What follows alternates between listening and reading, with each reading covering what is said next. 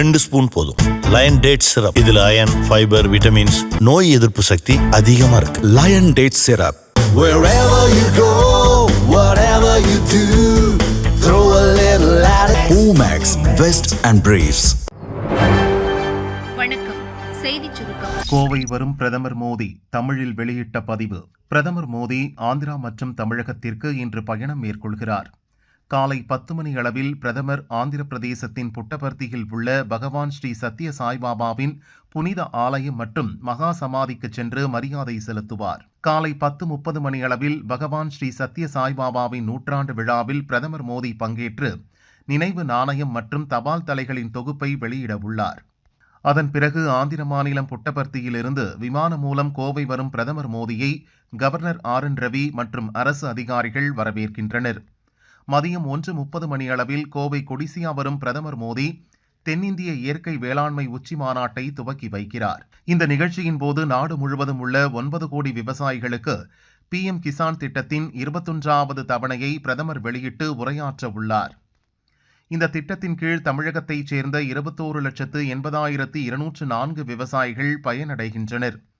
இதில் கோவை மாவட்டத்தைச் சேர்ந்த 44,837 பேர் பயன்பெறுவார்கள். மேலும் அவர் இயற்கை விவசாயத்தில் சாதனை படைத்த விவசாயிகளுக்கு விருது வழங்கி பிரதமர் மோடி கௌரவிக்கிறார். அதன் பிறகு இயற்கை விவசாயம் செய்து வரும் விவசாயிகள் மற்றும் விஞ்ஞானிகளுடன் அவர் கலந்துரையாடுகிறார். இது தொடர்பாக தமிழில் பிரதமர் மோடி வெளியிட்டுள்ள பதிவில் கூறியிருப்பதாவது: தென்னிந்திய இயற்கை வேளாண் மாநாட்டில் பங்கேற்பதற்காக இன்று கோவை செல்கிறேன். ஏராளமான விவசாயிகள், ஆராய்ச்சியாளர்கள் மற்றும் இந்த துறையுடன் தொடர்புடைய புதிய கண்டுபிடிப்பாளர்கள் மாநாட்டில் கலந்து கொள்வார்கள். நிலையான, சுற்றுச்சூழலுக்கு உகந்த, ரசாயன பயன்பாடு அல்லாத வேளாண் நடைமுறைகளில் கவனம் செலுத்துவது பாராட்டத்தக்க விஷயம்.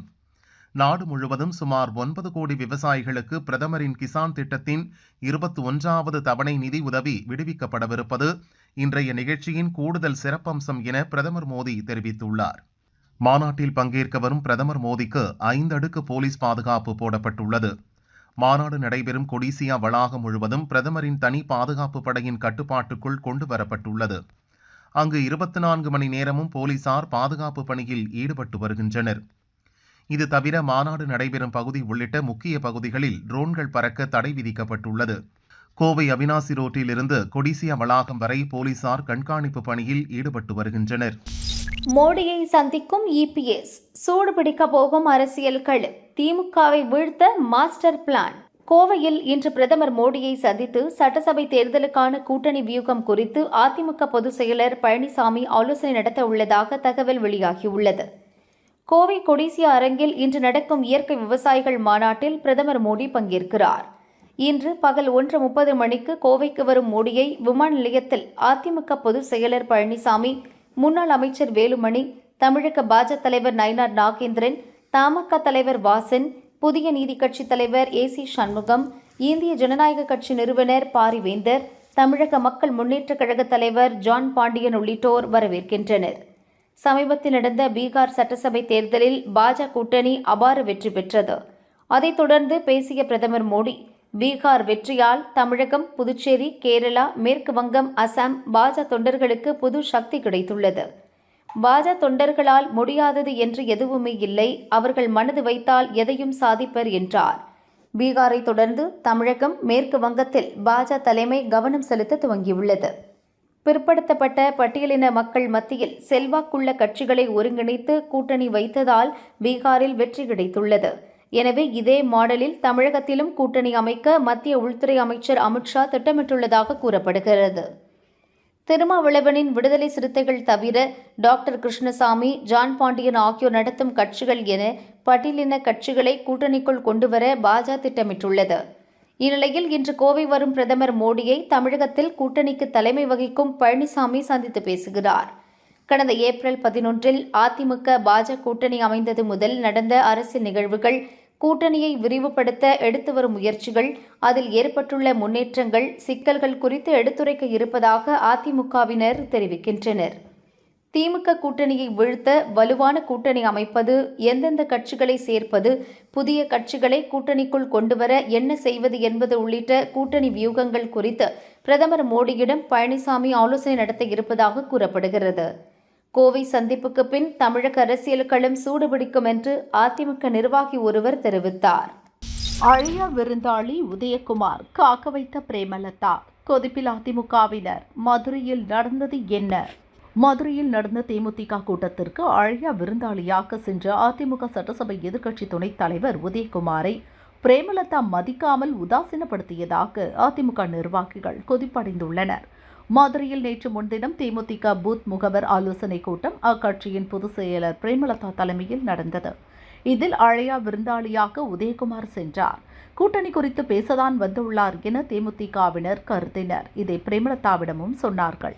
ஆனாலும் உதயகுமாரை 1 மணி நேரம் காக்க வைத்ததுடன் பிரேமலதா தன் கட்சியுடன் கூட்டணி அமைக்க பெரிய கட்சிகள் அலைப்பாய்கின்றன என்ற அர்த்தத்தில் மக்கள் மனநிலை, கட்சியினரின் மனநிலையை ஆராய்ந்து கூட்டணியை தேர்வு செய்வோம். அதிமுக முன்னாள் அமைச்சர் உதயகுமார் கூட என்னை சந்திக்க வந்து காத்திருக்கிறார் என கூட்டத்தில் பகிரங்கமாக அறிவித்தார். நீண்ட நேர காத்திருப்புக்கு பின் மேடையில் இருந்த பிரேமலதாவை உதயகுமார் சந்தித்தார். உதயகுமாரின் இந்த நடவடிக்கை அதிமுகவினரிடையே கொதிப்பை ஏற்படுத்தியுள்ளது. கட்சியின் முக்கிய நிர்வாகிகள் பலரும் அவரை தொடர்பு கொண்டு கேட்டபோது, எங்க அம்மா இறந்தபோது அவங்க போன்ல துக்கம் கேட்டாங்க, அதனால நேர்ல நன்றி சொல்ல போனேன் என உதயகுமார் கூறியுள்ளார். இது பற்றி அதிமுக நிர்வாகிகள் கூறியதாவது: மற்றொரு கட்சியின் தலைவரை சந்திக்க போகும் முன் சொந்த கட்சியின் தலைவரிடம் அனுமதி பெற வேண்டும். எந்த ஊரில் சந்திப்பு நடக்கிறதோ அந்த ஊரின் மாவட்ட செயலரையும் கூட அழைத்து செல்ல வேண்டும். ஆனால் உதயகுமார் அதை செய்யவில்லை. பிரேமலதாவை தன்னிச்சையாக சந்தித்துள்ளார். பிரேமலதாவை சந்திக்கும் முன் அவரிடம் முறைப்படி தகவல் தெரிவித்திருக்கலாம். அழையா விருந்தாளியாக உதயகுமார் சென்றதாலேயே இப்படியொரு சங்கடம். சட்டசபை எதிர்க்கட்சி துணைத் தலைவரான அவரை 1 மணி நேரம் பிரேமலதா காக்க வைத்துள்ளார். கட்சி கூட்டத்தை 5 நிமிடம் தள்ளி வைத்துவிட்டு உதயகுமாரை உடனே சந்தித்திருக்கலாம். அதை செய்யாமல் உதயகுமாரை காக்க வைத்ததோடு தேமுதிகவுடன் கூட்டணி வைக்க அதிமுக அலைகிறது என்ற தோணியில் கட்சி கூட்டத்தில் பிரேமலதா பேசியுள்ளார். உதயகுமாரின் இந்த செயலை பழனிசாமி உள்ளிட்ட கட்சி நிர்வாகிகள் பலரும் ரசிக்கவில்லை. தன்னிச்சையாக சென்று அதிமுகவின் மதிப்பை குறைத்துள்ளார் என அவர்கள் கூறினர். மதுரை மேயர் பதவி யாருக்கு? தியாகராஜன் மூர்த்தி மோதல். அமைச்சர்களின் ஈகோவால் அரசு மீது மக்கள் கோபம். மதுரை மேயராக இருந்த இந்திராணி சொத்துவரி முறைகேடு புகார் எதிரொலியாக பதவியை ராஜினாமா செய்தார். அவரது கணவர் பொன்வசந்த், மாநகராட்சி அலுவலர்கள் என உட்பட 20க்கும் மேற்பட்டோர் கைது செய்யப்பட்டனர். மேலும் முதல்வர் ஸ்டாலின் உத்தரவால் 5 மண்டலம் 2 நிலை குழு தலைவர்கள் பதவிகளை ராஜினாமா செய்தனர். தற்போது மேயர், மண்டல தலைவர்கள், நிலைக்குழு தலைவர்கள் இல்லாத மாநகராட்சியாக செயல்பட்டு வருகிறது. புதிய மேயரை தேர்வு செய்வதில் அமைச்சர்கள் மூர்த்தி, தியாகராஜனுக்கு இடையே மோதல் போக்கு தொடர்கிறது. பரப்பளவில் பெரிய மாநகராட்சியான மதுரையில் உள்ள 100 வார்டுகளில் குடிநீர், பாதாள சாக்கடை, ரோடுகள் என ஏராளமான பிரச்சனைகள் நிலவுகிறது.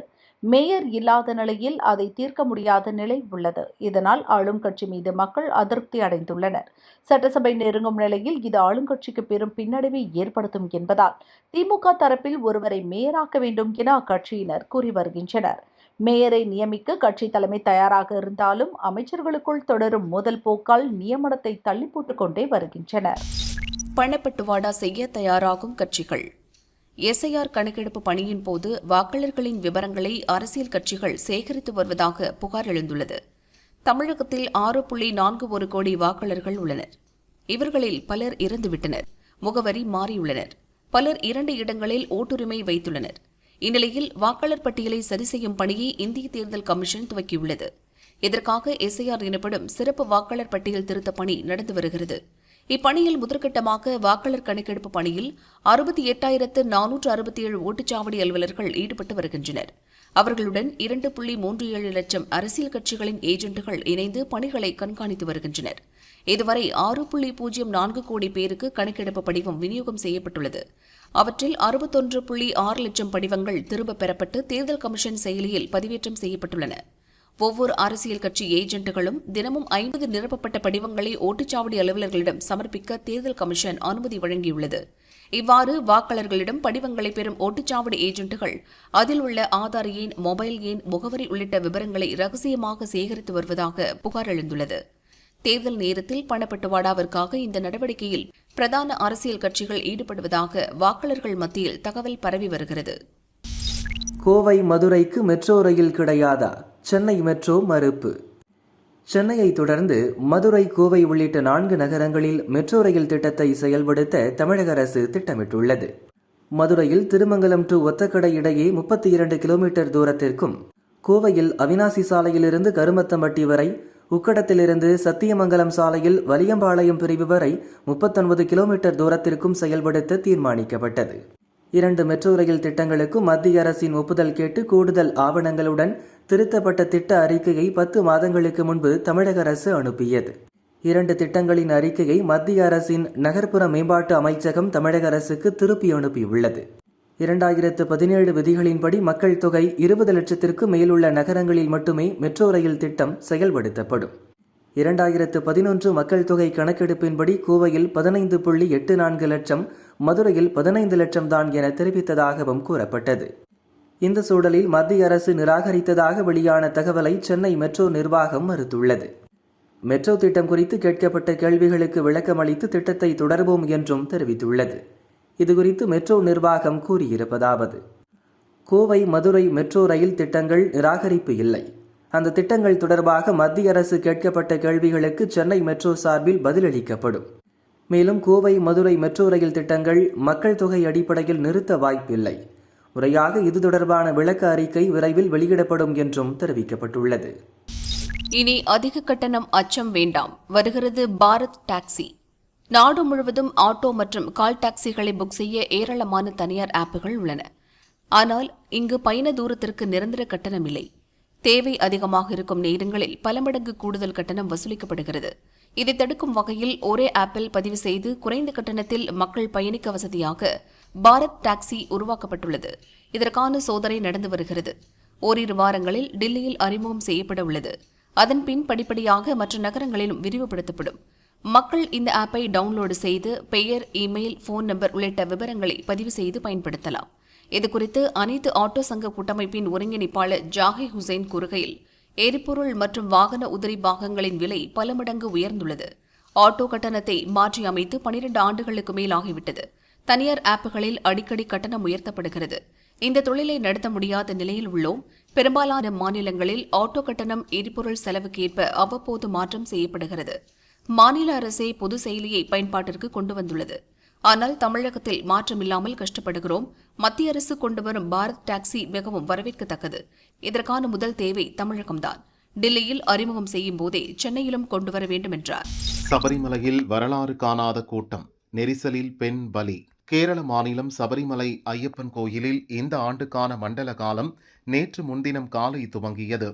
இதற்காக நவம்பர் 16 மாலை நடை திறந்தது முதல் பக்தர்கள் கூட்டம் அலைமோதுகிறது.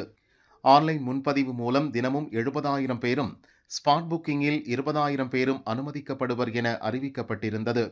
முன்பதிவு துவங்கிய சில நாட்களிலேயே நவம்பர் மாதத்தின் அனைத்து நாட்களிலும் முன்பதிவு நிறைவு பெற்றது. தற்போது டிசம்பர் 10 வரையிலும் முன்பதிவு நிறைவு பெற்றுள்ளது. கார்த்திகை 1ஆம் தேதியான நேற்று முன்தினமே பம்பையிலும் சன்னிதானத்திலும் கூட்டத்தை கட்டுப்படுத்த போதிய திட்டமிடல்கள் இல்லாததால் எரிமேலியில் இருந்து சென்ற பக்தர்கள் சன்னிதானம் வர முடியாமல் பாதி வழியில் நிறுத்தப்பட்டனர். தொடர்ந்து நிலக்கல்லிலும் பக்தர்களுக்கு கட்டுப்பாடு ஏற்படுத்தப்பட்டது. பம்பையில் பல மணி நேரம் காத்திருந்த பின்னரே மலை ஏற அனுமதிக்கப்பட்டனர். இந்நிலை நேற்றும் நீடித்தது. 8 மணி நேரம் வரிசையில் நிற்கும் பகுதியில் தண்ணீர் இல்லை, உணவு இல்லை என பக்தர்கள் வேதனை தெரிவித்தனர். கேரள அரசு எந்த அடிப்படை வசதியும் செய்யவில்லை. வாகனங்களை, பக்தர்களை ஒழுங்குபடுத்த போதிய போலீசார் இல்லை என பக்தர்கள் குற்றம் சாட்டினர். இதனிடையே நேற்று கூட்ட நெரிசலில் சிக்கி பெண் ஒருவர் பலியானார். கேரள மாநிலம் கோழிக்கோடு எடக்குளம் பகுதியைச் சேர்ந்தவர் சதி. இவர் நேற்று காலை தனது கணவர் மற்றும் ஐயப்ப குழுவினருடன் சபரிமலைக்கு வந்தார். இந்த குழுவினர் பம்பையிலிருந்து சன்னிதானம் சென்று கொண்டிருந்த போது அப்பாச்சிமேடு பகுதியில் கடும் கூட்ட நெரிசல் ஏற்பட்டது. நெரிசலில் சிக்கி சதி திடீரென மயங்கி விழுந்தார். அவரை கணவர் மற்றும் சக பக்தர்கள் மீட்டு பம்பையில் உள்ள அரசு ஆஸ்பத்திரியில் சிகிச்சைக்காக சேர்த்தனர். அங்கு அவர் இறந்தார்.